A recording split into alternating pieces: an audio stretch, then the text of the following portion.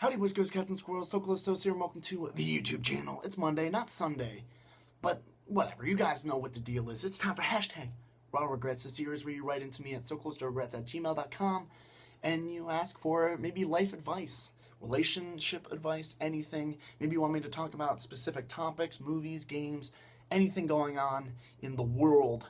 You guys can hit me up because everyone has opinions. Everybody has opinions on things. I mean, you might be like, Toast, why do you look like Eminem from 8 Mile? And that can be your opinion, but I really just want to be a rapper, okay?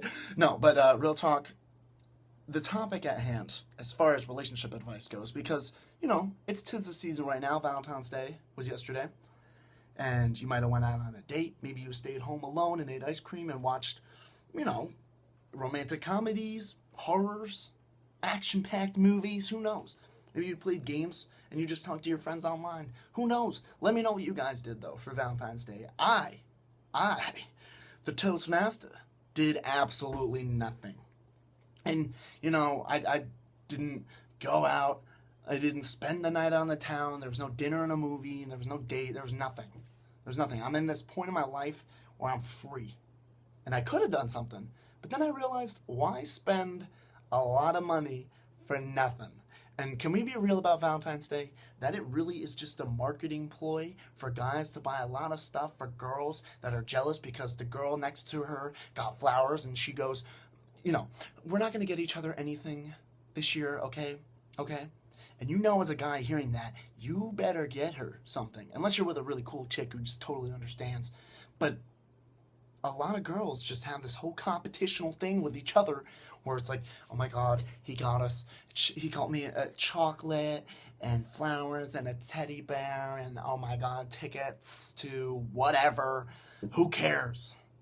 But it's always like, I feel like as a girl, you're hearing this girl talk about that and you just feel lonely. Valentine's Day is supposed to make the ones who are in love spend a lot of money and not think about it.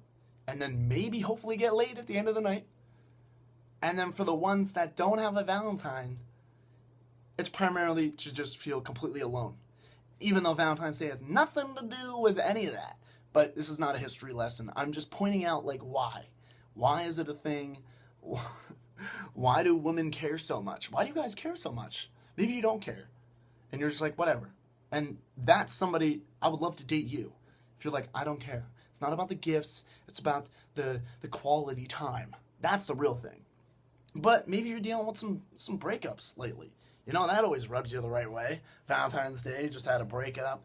Maybe you got broken up through a text, email. Not really email. That'd be lame. Twitter would be uber lame. If you guys have ever gotten broken up through text, that is the worst feeling in the world. And if you've ever done that to somebody, you have no balls or fallopian tubes. I'm sorry. I said it.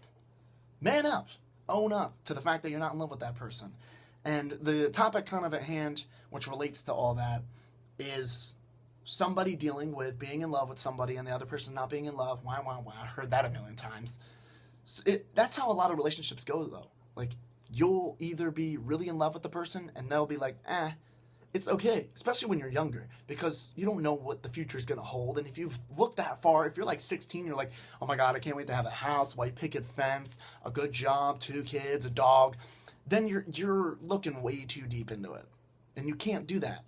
You can't do that. You have to find somebody that's on the same, if not, you don't have to be on the same level, but pretty damn close, that you guys can understand and connect with each other. And that's important. This person, unfortunately, was with somebody that they loved, and that person used them for sex and company and pretty much like what a girl with daddy issues would do to a nice guy.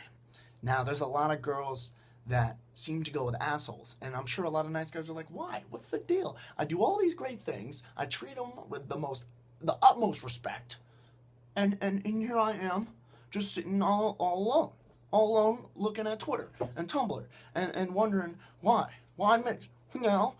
And this is what I gotta say. I've been always coined as like the nice guy. And that's fine.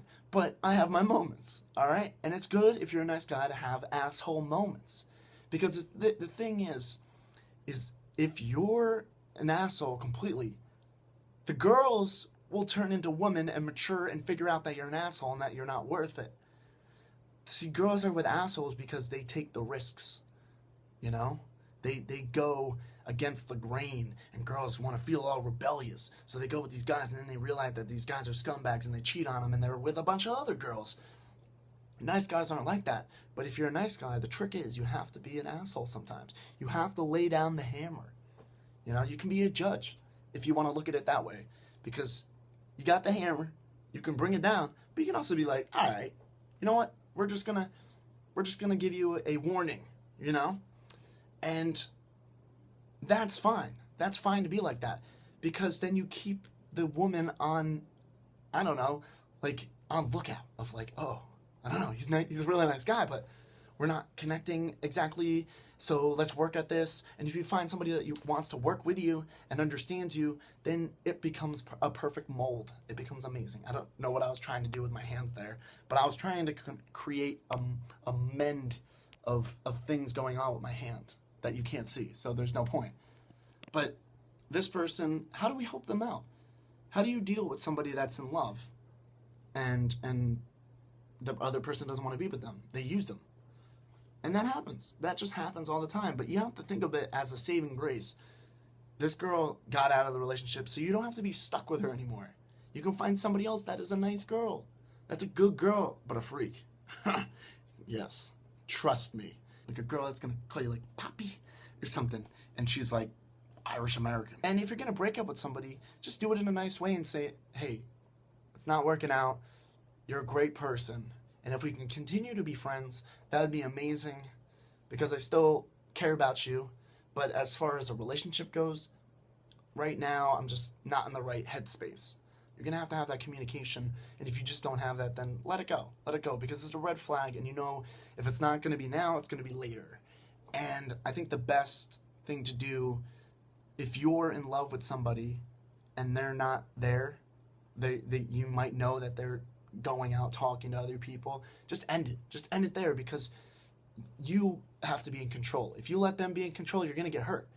They're going to cheat on you. They're going to talk to all these people. Who are you going to call? Not Ghostbusters. You got to call on yourself and your heart. And you got to be in control of your life.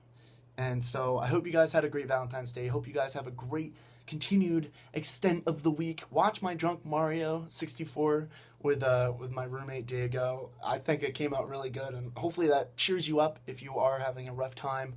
And I'll see you guys next time. Peace out. Don't forget to write into SoCloseToRegrets@gmail.com about anything that's going on in your life. I love you. Shake 'em and bake 'em.